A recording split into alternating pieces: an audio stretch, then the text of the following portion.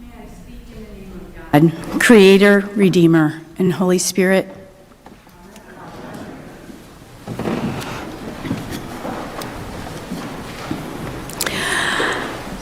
My husband and I just returned from Hawaii celebrating 25 years of marriage.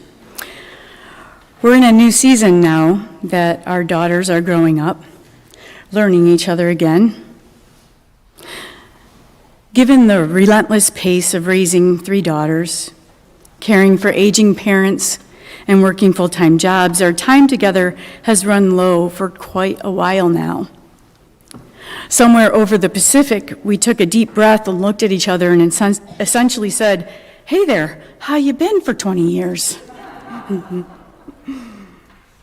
Which brought me to a sad awareness. Due to the pace of life, even the people we are most bound to, most loved by, don't fully know us. And we are often out of touch with some of the deepest parts of ourselves, too. I spent the whole trip almost constantly in, on, or beside flowing water, which could also read living water, the same Greek word that Jesus uses in today's gospel. And I have always found that phrase rather cryptic.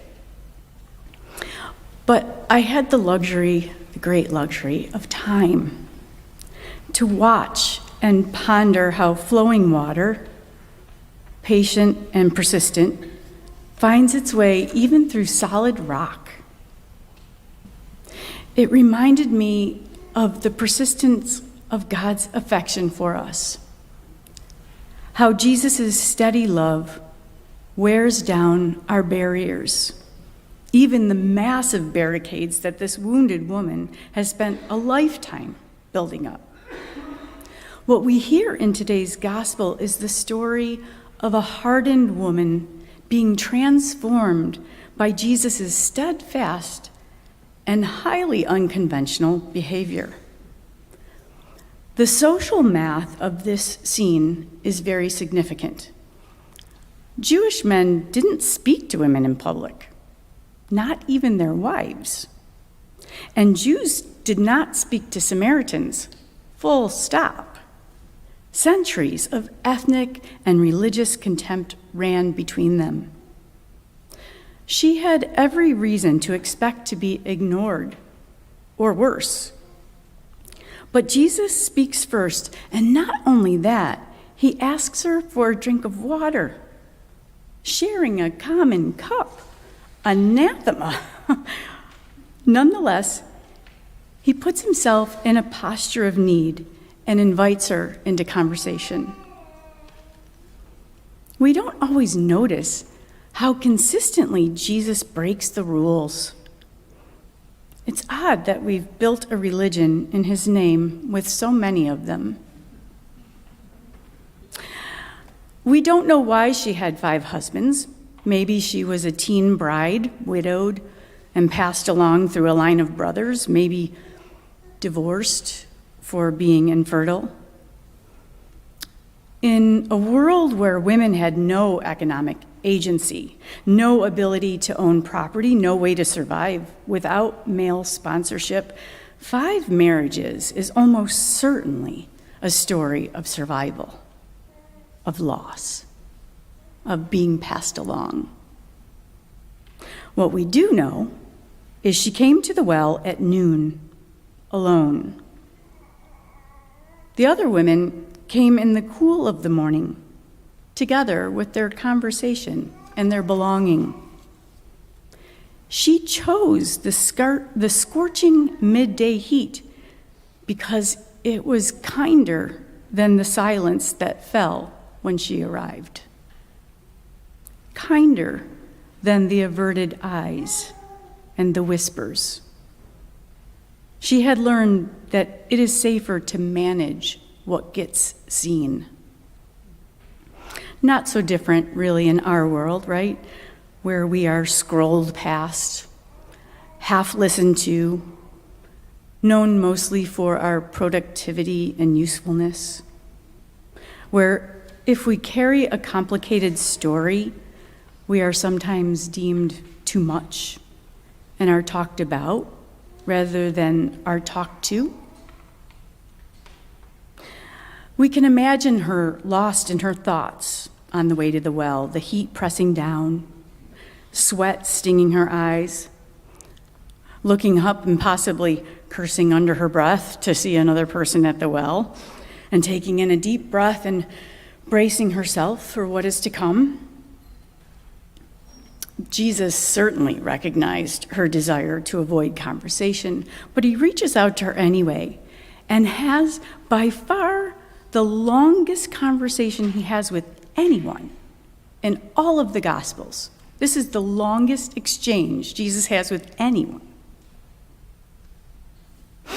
At first, she hits him with a little snark, right? You, a Jew, are asking me, a Samaritan woman, for a drink?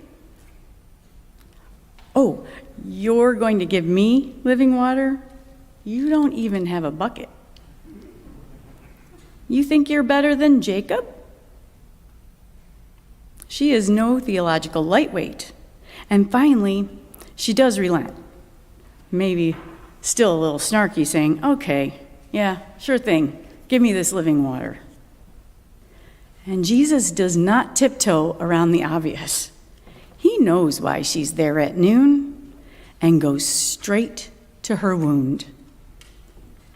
This thing that she came at that hour to keep hidden, the part of her story that she has learned to carry alone. In essence, he says, if you want the living water I offer that will quench your deepest thirst, it starts with the truth, the naked truth of your original wound and your original beauty and every good and bad thing about you. We have so often read this as an accusation, but the text actually doesn't justify this at all. Jesus doesn't flinch, he isn't surprised, and he doesn't lecture or withhold any generosity from her. He simply names what is true and keeps going. Because God is not in the exposing, God is in the loving, in the intimacy of being fully known and finding to our astonishment that we are still held. We have heard it said that water finds its lowest point. The living water that Jesus offers finds the Samaritan's lowest point, her deepest wound and shame and thirst. Not for water, but to be known and loved for exactly who she is. Theologian James Allison says, faith is not about giving intellectual assent to a set of beliefs, but rather it's relaxing. It's relaxing in the love and presence of God, the way that we relax in the presence of someone that we are just so certain is fond of us. When we know that someone truly likes us, we laugh easier, we are more spontaneous, we're softer, we're less defended. There's no fear of judgment, so there's no reason for pretense or to pretend. And this all sounds lovely, right? But it's some rather heavy lifting for some of us. Because we have learned from life, and sometimes even from the church itself, that it is safer to manage what gets seen. So we live cramped in a polished, curated version of ourselves, sometimes presenting that edited draft even to God, which is so silly. The truth that Jesus is affirming is that our frailty is not a flaw in our design. It is the design. Like that Japanese art form called kintsugi. It's, the broken pottery that's repaired with gold so that the cracks become the most beautiful part. We are not broken things pretending to be whole. We are whole things that include beautiful brokenness. We all, every one of us, has a noon hour, right? The version of ourselves we manage very carefully. The relationship that fell apart, the season we're not proud of, the loss that we haven't spoken aloud, the doubt that we're embarrassed by. But Jesus sees it all. And being fully known does not end the conversation. It is actually where our spiritual lives finally get real. God can't find us where we think we should be. God can only find us where we actually are. This is what we keep getting wrong about God. We treat God like a visitor that we have to tidy up for. We sweep the floors, we hide the mess, we present our most polished selves.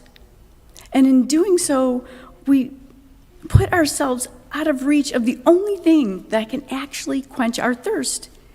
And yet we keep reaching for these things that hold our masks in place. The coping mechanisms, the carefully constructed walls, the habits, the achievements. We use all these things to keep ourselves from being fully known. They feel like protection, but they are really the things that keep us from the love we are just most thirsty for. Vulnerability demands courage, and it is exactly what we are being invited into today. There is something the spiritual life keeps whispering that we resist believing. We don't minister from our strengths. We minister from our wounds. The places in us that have been broken open are exactly the places where compassion flows out, where we recognize each other, where we stop performing and we start connecting. The wound is not the obstacle to the work. The wound is the work. The woman at the well becomes the first evangelist and arguably one of the, if not the best, not despite her complicated story, but because of it. Because being fully known didn't diminish her, it freed her. Robert Michael once wrote, "We need to open ourselves in such a way that sometime, perhaps not today, but sometime, we become capable of hearing God say to us, 'I love you.'